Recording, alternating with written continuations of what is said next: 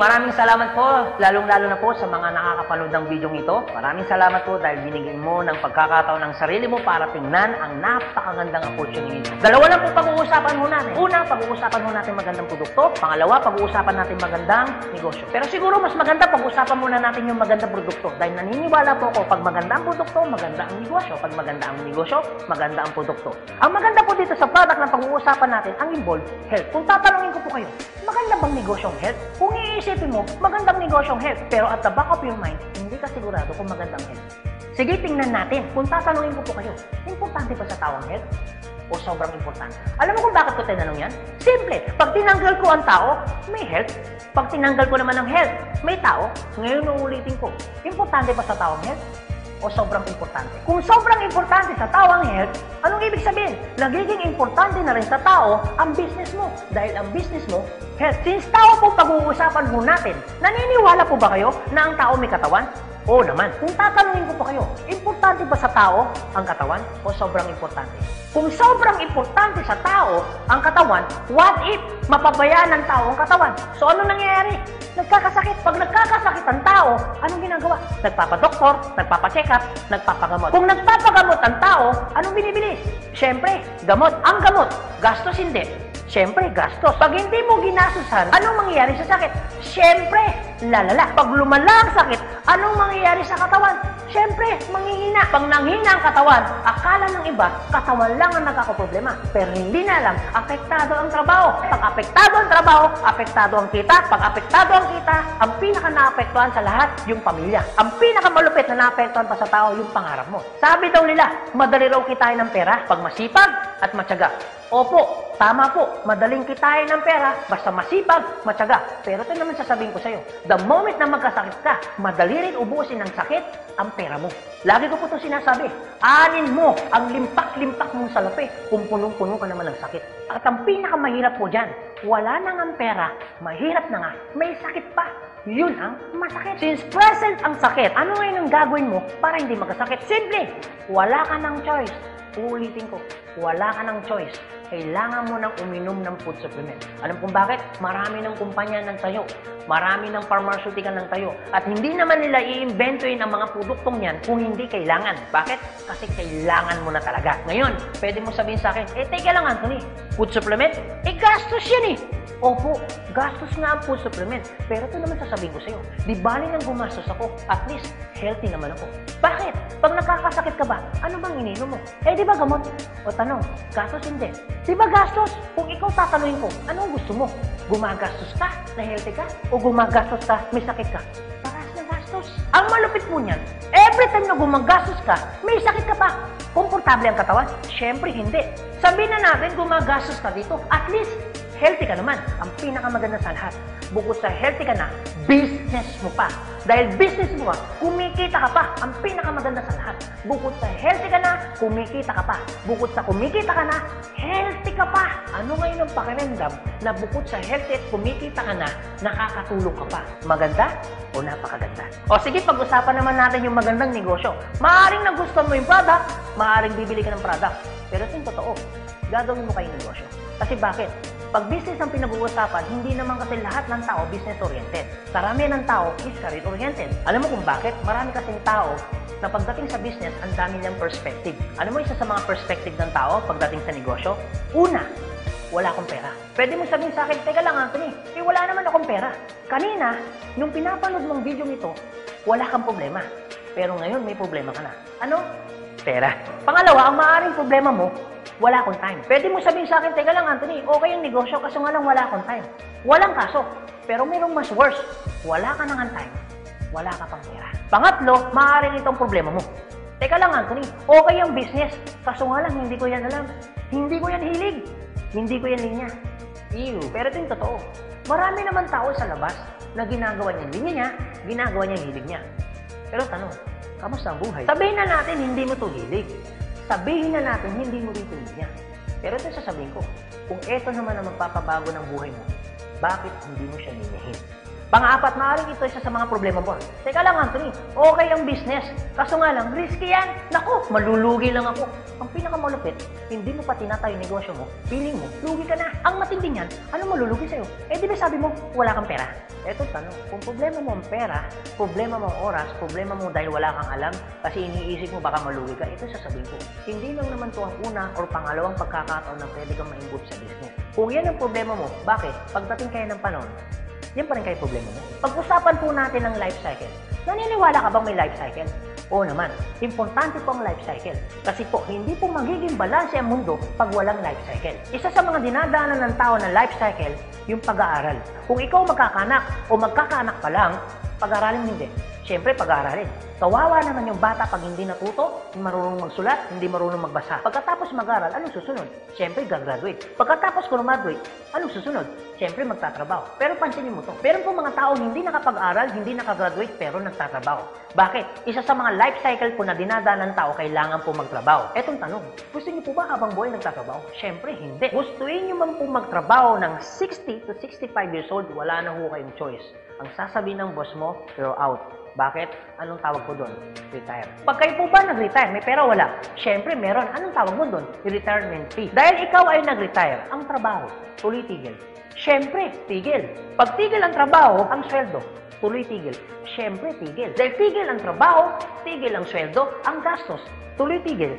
Siyempre, tuloy. Dahil tuloy ang gastos, ang retirement fee na pinaghirapan mo, maubos hindi.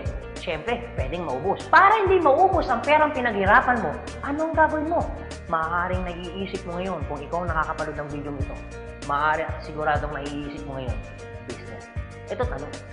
Kung papasok ka ngayon sa business para hindi maubos ang pera mo, teka lang, akala ko ba, kanina, iniisip mo, teka lang Anthony, wala akong pera kasi mamumulan ako dyan.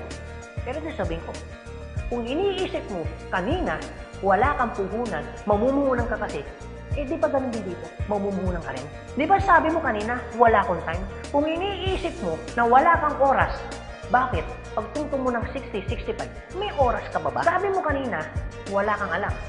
Pero tanong, bakit pagtungtong mo ng 60, may alam ka? Buong buhay mo nagtrabaho, hindi nag-business. Dahil wala kang alam sa business, anong mangyayari sa pera mo? Siyempre, mauubos. Anong sense, nagtrabaho mo ng buong buhay mo, papasok ka sa business, dahil wala kang alam sa business, ang perang pinaghirapan mo, mauubos lang. Kaya marami pong mga tao nagre-retire, pumapasok sa business, still broke pa rin. Alam kung bakit? Kasi wala silang alam sa business. Kung ikaw ang nakakapanood ng video ito, huwag po kayo mag-alala. Kasi bakit? Later pa naman yan. Pero kung tatanungin kita, kung papasok ka lang naman pala sa business, anong gusto mo? Ngayon o later? Alam mo kung bakit ngayon? Simple. Pag ngayon mo ba inaral ang business, ngayon ka nag-decision mag-business, ngayon mo ginawa ang business, ngayon mo matututunan? Yes. Ngayon ka rin kikita?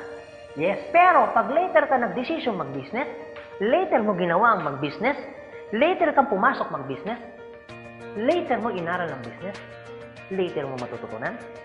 Yes. Later ka rin kikita? Yes. Kung papasok ka sa business, anong gusto mo? Ngayon o later? O sige Anthony, nagustuhan ko yung magandang negosyo, nagustuhan ko rin yung magandang produkto. Pero ito tanong, paano ko siya umpisan? Anong gagawin ko? Paano ako magiging membro ng AIM Global? Ganito po kasi yan. Una po, kailangan nyo pong bumili ng global package. Tanong, magkano naman ang global package? Ang global package po ay 7,980 pesos. Pero teka lang Anthony, mukhang yata ang laki. Opo, malaki po siya kung gastos. Malaki din po siya kung wala kang pera. Pero teka lang, kung negosyo ang pag-uusapan natin, 7,980, malaki o maliit? Alam niyo po, sobrang liit lang po yan. Maaari pong malaki po ang 7,980 pesos kung hindi mo makikita yung value ng pera mo.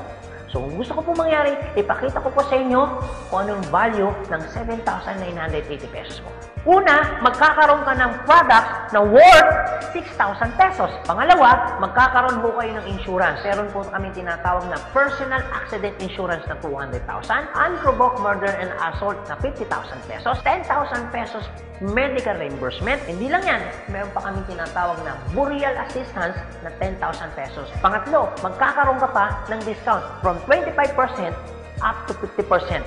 lifetime discount. Pang-apat, magkakaroon ka naman ng business kit, brochure, CD na kung saan magagamit mo sa pagninegosyo mo. Pang-lima, magkakaroon po kayo na tinatawag mo namin free medical check-up. CBC, urinalysis, fecalysis, chest x-ray, dental, lahat ng yan kasama po doon sa free medical check-up. Pang-anim, magkakaroon po kayo ng ATM, BDO at China Trust.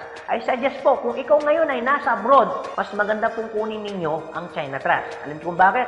This is an international debit card na kung saan po, mawi-withdraw ninyo ang pera ninyo na kahit saang bansa. Kung hindi naman kayo mag-abroad, pwede po kayong kumuha ng BDO. At hindi lang yan, pang-pito, magkakaroon po kayo ng tinatawag ho naming web page. So ano pong advantage ng web page ho natin? Magkakaroon ho kayo ng DTC, Distributor Tracking Center, na kung saan mamomonitor nyo lahat ng transaction na nangyayari po sa business ninyo. At hindi lang yan, ang pinakamaganda, yung pang-walo. Meron po kami tinatawag na scholarship program. So ibig sabihin, pag naging member ka ng AIM Global, automatic bibigyan ho namin kayo ng scholarship certificate. So ang maganda po doon, sa scholarship po natin, transferable. Ibig sabihin, kung ikaw yung member, siya hindi member, kahit hindi mo kakilala, pwede niyo po itong i-transfer. At hindi lang ho yan. Ang maganda po sa scholarship po natin, ito po ay wala pong expiration. Kung ngayon ka ng member, bukas o bukas makalawa o 2 to 3 years from now, saka mo palang ginamit yung scholarship po namin o yung certificate po namin, hindi po siya may expire. Pwede nyo pa rin siyang gamitin. Ang maganda po dun sa scholar certificate po namin, wala ho tayong quota. No hidden agenda. Na pag yung bata po in-enroll mo na, hindi ho kayo obligado na gawin yung negosyo. Nasa sa inyo na lang po kung gagawin yung negosyo, hindi. Basta yung anak niyo po, tuloy-tuloy po yan sa pag-aaral. So wala ho tayong hidden agenda, no quota. Kahit hindi ho kayo bumili ng product, kahit hindi ho kayo mag-imbita ng tao, kahit hindi nyo po ito gawin. No obligation, no commitment. No hidden agenda. Yan po yung kabuuan ng global package ho natin doon sa perang binitawan mo na 7,980 pesos. Ang tanong, maganda po ba o napakaganda? Sulit o sulit na sulit? Okay, sige, ganito Anthony. Nagustuhan ko yung magandang negosyo. Nagustuhan ko rin yung magandang produkto. Sige, magjo-join na ako. Eto tanong, kung ako pa papasok na ngayon, gagawin ko na yung negosyo. Paano naman ako kikita? Ganito po yan. Una, kikita po kayo sa tinatawag naming retailing. Sa retailing naman po, from 25% up to 50%, kikita ka. Kung hilig mong magbenta, aba, bagay na bagay ka dito. Kung hindi ka naman mahilig magbenta, wala din pong kaso. Pangalawa, eto po maganda. Meron po kami tinatawag na binary income. Sa binary income, dalawa pwede nyo pong pagkakitaan. Una, pwede ko kayong kumita sa tinatawag namin direct referral bonus. Magkano ang direct referral bonus? 500 pesos. At pangalawa, pwede naman kayo kumita sa tinatawag namin match sales bonus o madalas ang tawag ho namin dyan, pairing bonus. Magkano naman ang pairing bonus? 1,500 pesos. O sige Anthony, mukhang maganda yung binary income na yan. Paano ka pa kikitain yung direct referral bonus na 500 at paano ka naman kikitain yung pairing bonus na 1,500? Okay, ganito po yan. Pag sinabi pong binary, dalawa po yan. It's either ilalagay mo sa kanan o ilalagay mo sa kaliwa. Ang trabaho mo, mag-imbita. Pag ikaw ngayon nag-imbita, at yung inimbita mo ay bumili ng global package, sabi na natin, dalawa yung inimbitahan mo. Yung isa, inimbitahan mo, nilagay mo sa kanan. Yung isa naman, inimbitahan mo, nilagay mo naman sa kaliwa. Pagbili ni A, automatic, meron kang tinatawag na direct referral. Pagbili naman ni B, automatic, may kikitain ka naman na direct referral ng 500 pesos. At hindi lang yan, meron ka pang bonus. Pag may pumasok sa kanan mo at may pumasok sa kaliwa mo, automatic, magpipair po siya. Magkano pong pairing bonus? 1,500 pesos. Basta ang usapan po, every time may papasok sa kaliwa, every time may papasok sa kanan, automatic po, pairing 1,500. Sa tingin mo ba, si A, meron din bang kaliwa? Meron din kanan? Si B, meron din bang kaliwa? Meron din bang kanan? Sa tingin mo ba, ikaw pa ba ang nag-imbita dun sa inimbita ni A and B? Siyempre, hindi na. Eto maganda. Sa labas, no work, no pay. Pero sa amin, yung taong dinala ni A at ni B, automatic, kikita ka pa rin ng pairing bonus. Magkano pairing bonus? 1,500 pesos. Ibig sabihin, dalawa yung pumasok. Magkano po yun? So, ibig sabihin, kikita ka ng 3,000 pesos. No work, pero with pay. Sa tingin niyo po, pagdating po ng panahon, yung grupo po ni A, dadami? Yung grupo naman ni B, nadami? Oo naman. So tanong, may iwasan bang lumaki? Siyempre, hindi. Eh what if, Anthony, may pumasok isa? may pumasok isa, araw-araw. Anong ibig sabihin po niyan? Eh di ibig sabihin, araw-araw po, kikita ka ng 1.5. Eh paano kung Kuya Anthony? Dahil lumalaki po ang grupo, eh paano kung may pumasok 10 dito? Eh paano kung may pumasok dito 10 dito? Anong ibig sabihin yan? Eh di 10 po ng 1.5. So magkano yung 10 ng 1.5? Eh di 15,000. Eh paano kung araw-araw yan? Eh di ang ibig sabihin po yan, araw-araw po yan, 15,000, 15,000. Tuloy-tuloy po yan. Ang pinakamaganda niyan, yung 15,000 po ba? Malaki maliit? Siyempre malaki. Pero hindi lang po yan. You have opportunity para kumita ng 24,000 pesos per day. Alam ko medyo nag-iisip ka. Maaaring iniisip mo na hindi ka kikita. Pero maaaring iniisip mo rin na kikita ka. Pero kung mag-isip ka ng hindi ka kikita, kung mag-iisip ka ng kikita ka, para saan ginawa mo? Nag-isip ka pa rin. Pero kung mag-iisip ka lang naman, mas maganda lang pong nag-iisip ka, nakikita ka, kaysa naman nag-iisip na hindi ka kikita. Ito po masasabi ko sa inyo. Kung gusto mo ng pagbabago sa buhay, dapat may baguhin ka. Pero pag wala kang binago, walang mababago. Ang tanong, gusto mo ba ng pagbabago sa buhay? Siyempre, oo. Ang tanong, kailan mo uumpisahan ng pagbabago? So guys, maraming salamat po sa inyong lahat. God bless, and to God be the glory. See you at the top. Thank you.